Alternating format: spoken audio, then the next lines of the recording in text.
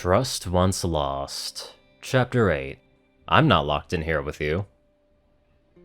With a straw and the glass of water, I no longer had to pick it up to drink from it. Unfortunately, the glass was empty. Fortunately, I had a jug of water to fill the glass with. Unfortunately, I couldn't pick up the jug to pour it into the glass. I had a plan though. If I put the straw into the jug, I could just drink straight from it and not have to worry about calling the nurse to fill the glass. Clever, right? I had neglected to check the length of the straw. When I placed the straw in the jug, it fell completely inside. I didn't have any hands to fish it out with, so I had to use my mouth. Being new to this body, I wasn't used to its proportions. As it turned out, my muzzle just happens to be the same width as the jug. So, of course, it got stuck. This didn't worry me too much until I noticed that my nose was in the jug. And my mouth. I can't breathe! I realized. Okay, don't panic. Remember scuba training. Relax. Don't inhale water. You have time. Work the problem.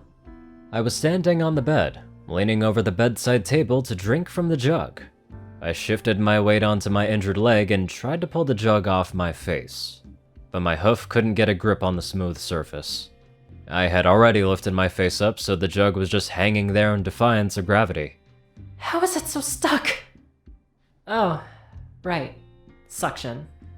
Trying to remove my muzzle was creating a partial vacuum in the jug, so all I had to do was introduce more air. All I had to do was exhale, and there was a knock at the door, and I quickly turned to face them, embarrassed that they had caught me in such a compromising position. With this sudden motion, the jug flew off my face, sailing across the room and towards the purple pony who had just walked into the room. The jug didn't shatter, thankfully, but when it hit the floor, it splashed water all over my new guest. My face burned red. Sorry! I managed to force out as I panted for breath. Sorry. They make guys wear the nurse hat.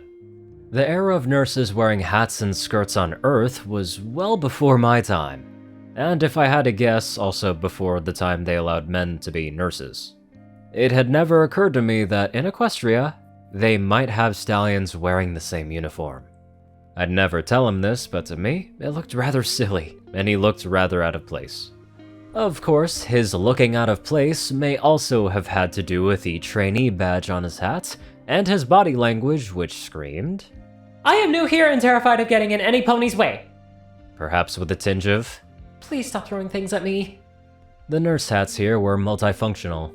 Since it was the only item of clothing they wore, it held their ID badge, a fob watch, and if Redheart's ability to pull whatever item she needed out from under it was anything to go by, the inside was a bag of holding. Either that or she was just really good at predicting what she might need and keeping it under the hat. Either that or she was just really good at predicting what she might need and keeping it under her hat. Misunderstandings aside, I could tell Redheart really knew what she was doing. This trainee nurse though? My human mind identified him as a frightened puppy, and I had the urge to scoop him up off the floor and give him a big hug while I scratched him behind his nervously flicking ears. The inappropriateness of treating another sapient being like a dog aside, it would have never worked for the simple reason that he was at least twice my height, and that I didn't have any fingers to scratch his ears. So really, the whole thing was a wash. The young stallion looked up at me and straightened up. Good morning. He said. I'm Amethyst Swirl, and I'll be helping the nurses look after you today. Good morning. I replied. He stood there awkwardly. Did you forget what you were supposed to be doing? I asked gently. Or were you just introducing yourself? Oh, He said. no, I'm going to be staying with you today. Alright, that didn't track. You don't give patients personal nurses without a good reason. Why is that? I asked, suspiciously. You're a special little filly, and they want me to keep an eye on you to make sure that you're safe. He responded. Special as in you think I'm dying? I queried. Or special that you think I'm going to jump out the window? He took a nervous step forward. You were going to jump out the window? No, Amy. I sighed. I'm not going to jump out the window. I'm not suicidal, and even if I was, a first-floor window isn't high enough. Do you mind if I call you Amy? No. He replied. I mean, that's good. I mean... Just put your saddlebags down and pull up a chair. I cut him off. I hope you brought a book, otherwise this will be very boring. Oh, did you want me to read you a story?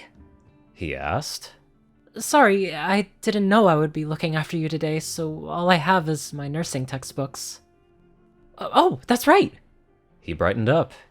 They told me you wanted to be a nurse too. I don't remember saying that, so I guess I'll take your word for it. I replied. Should I just tell them the truth? The longer I spend hiding it, the harder it's gonna be. Yeah, tell the nurse who's looking for signs you're crazy that you're actually a different age, gender, and species. Oh, I'm sure that will go great. Well, a different strategy then.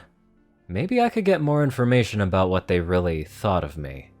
I was well trained to develop a rapport with new people. For most people, all it takes is to have a reason to speak with them and treat them like you're already good friends. Keep your body language open and genuine. Listen reflectively so they feel heard and remember little things they tell you, like how they take their coffee or what they or their children do for work. If the patient is hesitant and unsure, take charge of the situation so they know they can depend on you to have things under control. If the patient is confident and wants to take control, make sure they know that they are ultimately in charge of their care, and you're just there to assist them. It sounds manipulative when you break it down like that, but it works much better than just winging it and hoping your personalities are compatible. Amy had clearly been trained in a similar way, but didn't yet have the experience to make it feel natural. Which meant if I acted confident and like I knew what I was talking about, he would go along with it. He tried to make conversation for a while, but when the majority of my answers were, I can't remember. it kinda killed the conversation. We talked for a while about what it was like for him to work at the hospital. In Equestria, it seemed, nursing was still more of a vocation than a profession. The training did not require a university degree, and instead relied on hospital-based trainee programs more similar to an apprenticeship. I didn't get much gossip out of him about his colleagues, and fair enough since I was a patient, but I did learn that Redheart was one of the more senior nurses, and some of the other trainees were afraid to have her as a mentor. Amy insists that he's not. Redheart had a reputation for always knowing exactly what to do, insisting on high standards, and for seeing through any BS her trainees tried to tell her. If he didn't know something upside down and back to front, she could tell immediately, and she'd make you admit it, and then help you practice it. He was careful to throw in a few, But she's really nice though. and She's just really good at everything and wants to help us be our best. whenever he was skirting too close to speaking ill of her. That was all interesting, but it wasn't the information I really needed. I actually have a lot of trouble remembering what happened in the last couple of days. I said dejectedly. Can you tell me what happened? Redheart seemed to see right through me, but this guy seemed a lot less sure of himself. If I acted confident, like I knew what was going on, it should be easy enough to convince him to go along with me. Well, you were found in the forest sick and with a broken leg. He explained. But they fixed you up and now here you are. I mean more specifically. I clarified. Like things I might have said or done while I was in the hospital. Oh, well, I'm not sure about that. He said. It must be written down, right? I pushed him. In my patient notes? I haven't had a chance to read them yet. He admitted. Oh.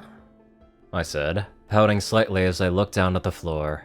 This was the critical point in the conversation. I considered my next line. Can I look at them? No. That implied that maybe I wasn't supposed to look at them. Which, as a patient, I totally wasn't. I had to phrase it in a way that made it seem like a totally normal thing. Something which he should know. After giving him a moment to feel sorry for me, I brightened up. Damn it, I really want to read more of this, but I gotta go shopping again. But aside from that, I wonder if Green can get something out of him. Anywho, let's get on to our trustworthy donators. Top donators are 630, Only One Thing, Ceru, Orion, and IronSky. Darkside, Rayden, Narwhals, Blackmoonheart, Pastel, Skies, Austin, Rolan, Stu, Hex, Swordbrother, Mordred, Omicron, Lyrae, RuneScythe, 9852, Will, Chris, Twinkie, Rides, All Baddest, Waffle, Shadow Moon, Luigi 88, Chancer Crust, Big Smoke 369, Jesse Smith, Bobcat GJF, and many more fantastic people. Thank you all so much for watching this video and live life to the fullest.